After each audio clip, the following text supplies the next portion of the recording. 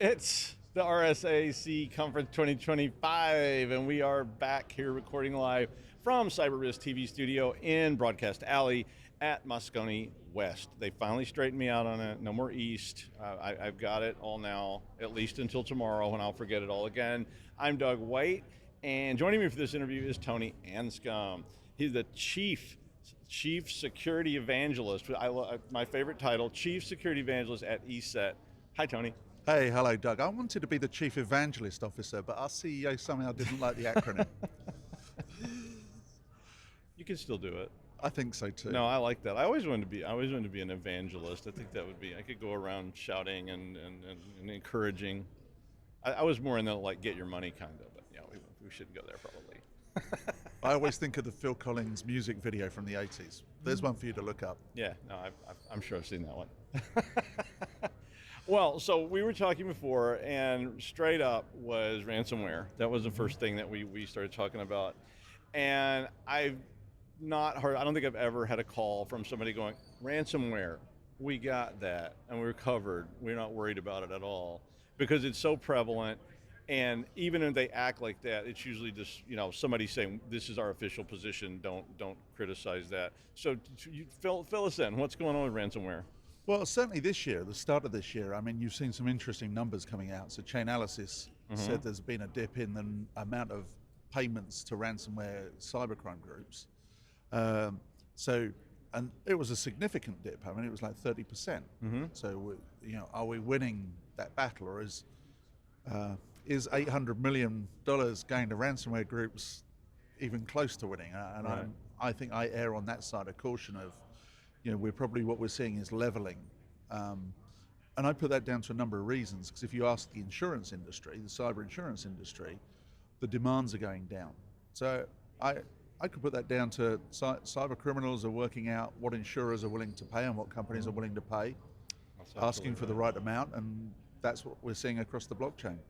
I mean, I've seen that with various things where it seemed to me like the demands, I mean, like a lot of things, if I call you up and I ransomware you and I say, I want $100 million, and you go, we're like a chain of car washes in Kansas, and you can't pay. So I start learning, right? And I go, and I realize if I ask you, and I mean, even insurance notwithstanding, I start learning if I ask for $5,000, maybe I make a lot of money. I can be a volume discounter, right? It can be Crazy Al's ransomware kind of thing. Well, it's not, and ransomware is an interesting term in itself, isn't it? Because we assume there's software, which is the last part of the word. Right. But think about, there's an incident with PowerSchool. I don't know whether you watched that one at the start of the year, where there was no encryption, there was no disruption, it was just data exfiltration. Yeah. And there's no malware that actually happens now. It's just the theft of data, and they turn and say, you don't want us to publish it, you need to pay us. Yeah. And of course, how then do you really trust that they delete it if you do pay? I don't. No, I don't either, but some people seem to. And I don't even know how they could prove that. And I would be very reluctant to pay them if they're saying, we'll promise we won't give this back. Well, so that's an interesting one. We sit on one side of the fence as cyber defenders. Right. Yeah. Now, if you're running a cyber crime group or a ransomware as a service group, you also need to have a reputation that you do provide encryptors, that you don't publish data if somebody's paid, because you need trust so that the next customer you go and get, and I called it a customer, that's the wrong word, victim, victim you go get. We're already turning it into an industry, right? Like the customer. But it is an industry, and that's the problem, isn't it? I mean, as you said, we were talking beforehand, and you said some of them even have service. It's normalized. I mean, I was reading about, these guys were calling the customer service lines for some of these people, and they were talking about how great the customer service was, and how it was so much better than other companies they had dealt with. And I'm like, okay, wait. I mean, but it was like ransomware as a service industry, and you're right. I completely agree. That's all about reputation, because if you are even an overarching ransomware as a service provider, your reputation is everything. Because if people don't trust you, honor among thieves. Yeah, and we published some research recently from the ESET research team, which I think was quite interesting because it looked at some of the business model. So you may remember Lockbit got taken out of play last year by law enforcement.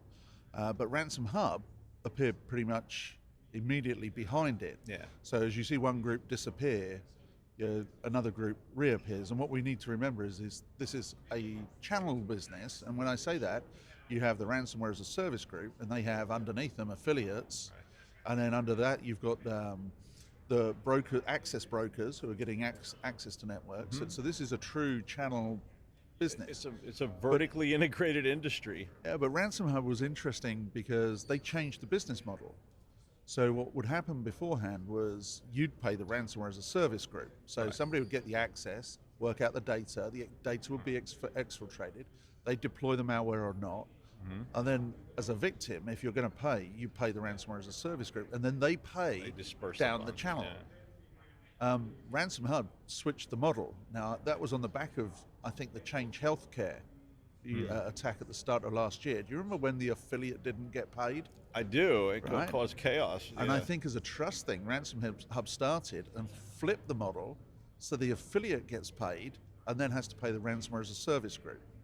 So it shows that somebody's thinking about the business model and the trust. No, they are. I mean, what you said earlier, what is the annual on this? Like a billion? It's a little under $1 billion. I mean, you start talking about, there's plenty of industries that aren't in that space, so, I mean, there's probably consultants for it now. Yeah, and let's be clear, we're only talking about the ransomware piece that goes across the blockchain. That business email compromise and the other scams. And, I mean, if you add all that in there, it's unbelievable. Yeah, ransomware is scratching the surface. I mean, it's seriously organized crime that is, to me, very unstoppable in some ways. I mean, obviously there's things you could do to backstop it, but I mean, where do you think that's going? Because obviously companies aren't going to put up with this forever. I mean, or maybe they will. I don't know. I mean, maybe they'll just say this is just the cost of doing business. It's like paying for pilferage. We just budget for it and move on. Well, the good thing is I think companies are improving cybersecurity posture. Okay. And I think that's because now this is actually viewed as a business risk. I think it's viewed less as a cyber risk. That makes a difference. But as a business and financial risk, because you lose reputation, you lose financial, you lose revenue, etc. You might have to report to a regulator, you might get fined. So now this is a boardroom financial risk, and you're seeing companies. I already mentioned insurance. You're seeing companies insure against that risk. You've got the SEC requiring you to file if you've got an incident of this nature. To let your shareholders know. This is now a boardroom issue. Yeah. And I think that's changed cybersecurity posture significantly because it's changed the ability to get budgets and so you can protect. The minute the word business risk gets involved, it becomes part of a different group, and we start looking at it differently. And like I mentioned, when you can get underwriting for it. Do you think that we need more regulation to force those kind of disclosures, or does that not help? I think I think disclosures need to come together under a single regulator. I mean, if you think here, you've got critical infrastructure reporting requirements to CISA. The FDIC requires you to report. The SEC requires you to report. If you're here in California, you'd have to report to the CCPA. And there's so many of these different. It's getting kind of noisy. And that's why people also then bring in outside teams to look after this. But it's. You asked the question of can you protect and what should where the business is. Yeah, of course you can. There's a lot of great advanced technologies. I mean, at ESET we have MDR, XDR. Yeah. So looking at those threats that aren't malware related, but the anomalies in traffic, the incursions, etc. I mean, you seem to see advances in that area to try and sort of tamp down on this, which is good. It's just I worry about it because it's a very insidious kind of crime that's very easy to implement in any organization. It is, but there's other things that you need to do as well. A lot of employee training. If we look at a lot of these crimes, it typically starts with social engineering against an individual of very different forms sometimes. And identity management. I mean, which has been one of the big threats to that as well. Yeah. We're sitting here with an SC award on the table, and that we won that last night. No, you did. I was there. For ransomware remediation. Yeah. So that's why I wanted to talk to you about ransomware remediation because you have an award. We do have a winner's award. I'm very proud of that. I bet. Yeah. I didn't get an award. Thank you very much. You know who you are.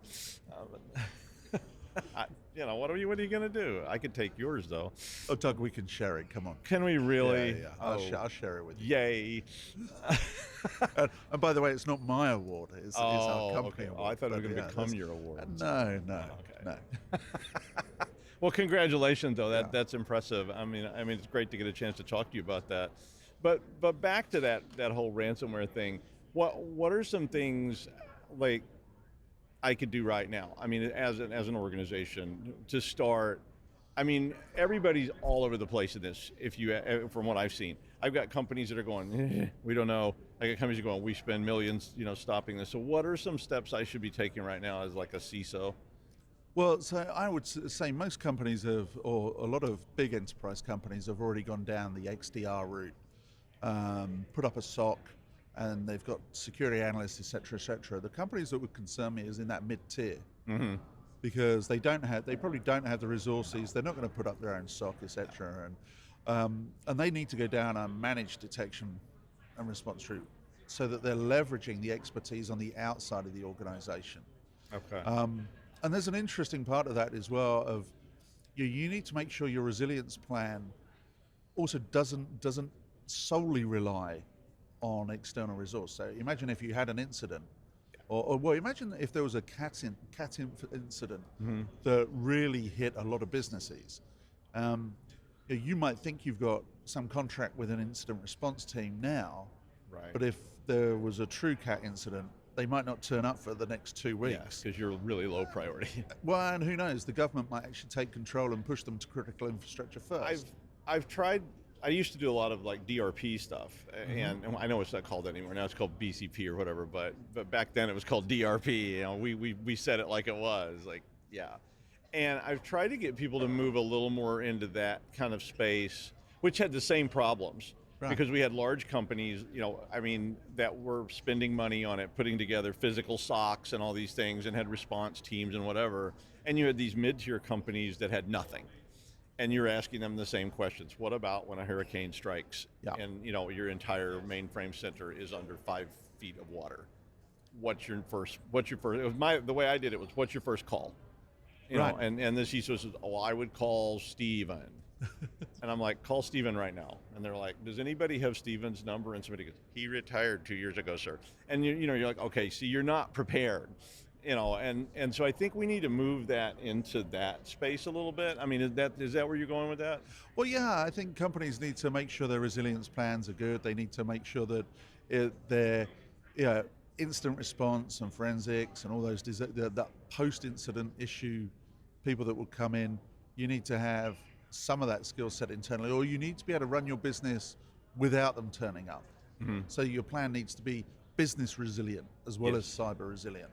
But those mid-tier companies, I'd strongly recommend considering using managed services for the advanced detection, because having a security analyst sat there that does this day in, day out, the human expertise that sits behind the screen is really what you need. And let's be clear, everybody at somewhere like here at RSA is talking about AI and automation and that's great. But at the end of it, we need human expertise to actually investigate. I mean, somebody has to ride herd on that stuff. I mean, if the AI can shift you from the role I had on the mainframe of being responsible for everything to that analyst role where I'm not having to deal with every last detail, that really improves my posture. But you have to be able to do that. Well, the AI is a tool, isn't it? So by the time the incident hits the analyst, the incident should already be furnished with the data the analyst needs to understand the incident. That's the automation that AI brings to this. Exactly. And where that automation sets in. But we're still reliant on human expertise. I agree. I mean, I don't think that's going away anytime soon. I think it can change in this shifting paradigm. But I did want to ask you, though, before we run out of time. So you did win the award. We did. And it's for ransomware remediation. Can you tell us could you give us more details? Well, so ransomware remediation is a new feature we've just built in. So imagine when we see a suspicious process on a device. Okay. We can actually automatically recover the file if the ransomware has touched the file. So it's automatic recovery on the device. Now, there are some operating system utilities that claim to do this, but Of course, if you're a bad guy, the first thing you're going to do is go and modify and change the operating system. So this is proprietary technology that does it, that we've built ourselves. Okay, and what's the product called? I mean, does it have a Well, specific name? it's part of our It's overall just part of suite. the It's overall part- suite. it's- Okay, it's a I didn't know feature if there within was the a product. specific thing that was Yeah, there it's- that people could look for, but it's just the overall ESET suite. Yes, it's part of our standard product. Okay, that's cool. Well, if you want to find out more about ESET, visit ESET.com to learn more about the company's cutting-edge ransomware solutions, threat intelligence, and broader cybersecurity portfolio. For all your RSAC 2025 coverage by Cyber Risk Alliance, please visit securityweekly.com/RSAC. Thank you, Tony Anscombe, for coming in. It was so much fun. I wish we could talk for a lot longer because it was quite interesting. We do have more interviews coming today. We never sleep. We'll be back. You stick around, and we'll see you in a little bit.